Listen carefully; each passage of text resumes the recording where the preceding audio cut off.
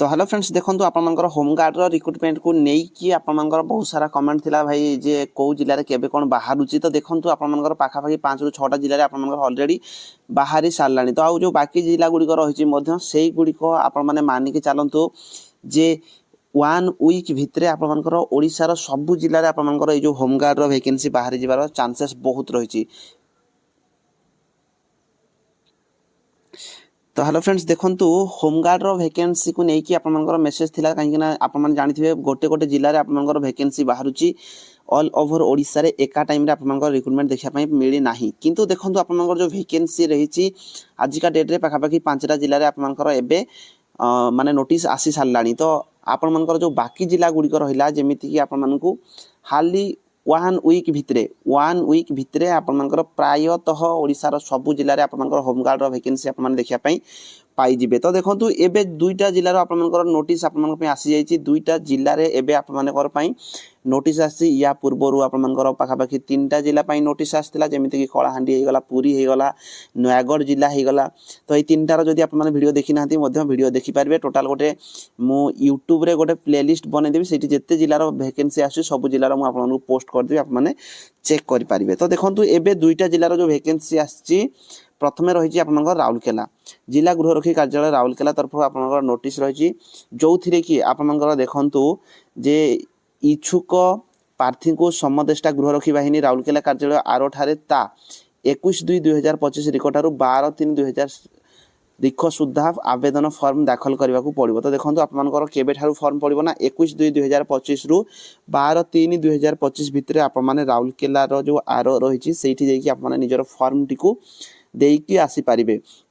तो देखो आपने जानी जे ये आउ गोटे जिन भी निजुक्ति परीक्षा केउठारे केबे अनुष्ठित हेबो एहा आवेदनकारी माने निकटस्थ थाना फांडी एवं समदष्टा गृहरक्षी बाहिनी कार्यालय बुझी पारे। तो केबे कौन यार जो रिक्रुटमेंट हम सेटा किसी कन्फर्म है नहीं आपने एबे खाली फॉर्म पकातु जो थी कि आप कंप्यूटर ज्ञान गाड़ी चलाना ज्ञान रोसई ता बाद विद्युत मिस्त्री पाइप मिस्त्री कि अन्य क्षेत्र में आप दक्षता अच्छी आपने फर्म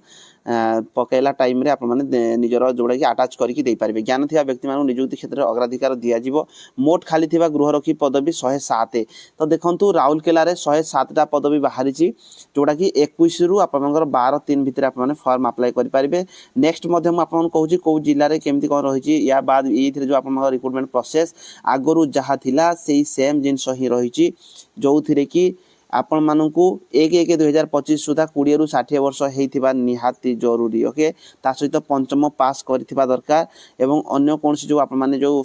माने अटैच करके जो डॉक्यूमेंट गुड़िक देबे से सब डॉक्यूमेंट गुड़िक ये आपको दि जाइए आप जहाँ किसी भी एक्सट्रा किसी जदि अच्छे आपने अटैच करके दे पारे। तो यहीटा गला आपर कौन ना राउरकेला जिला नेक्स्ट जोटा रही मुझे देखई दूची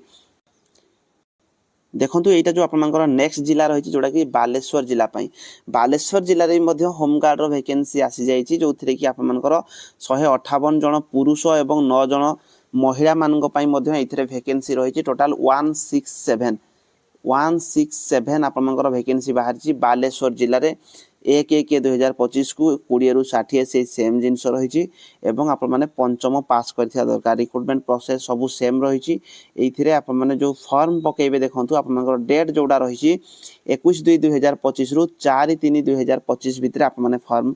टी नहीं दाखल करदे। ता सहित आपर जो एक्स्ट्रा सर्टिफिकेट जमीती आप driving computer electrician mechanic laundry cook hair cutting या भितर जदि आप कौन अभिज्ञता थाए आपने फर्म टी आटाच करके पारे। तो देखो धीरे धीरे आप बाकी जो जिला गुड़िक रही आप रिक्रुटमेंट कम टाइम भितर सबू जिला ओडिशा बाहरी जीव हाली 1 वीक भितर 7 दिन भितर आप मानिक चलतु आप वैकेंसी सबू जिले में आप देखा पाँच एवं 5टा जिले में आप वैकेंसी ऑलरेडी नोटिस आसी जाइए। समस्त शेयर करदे रही धन्यवाद।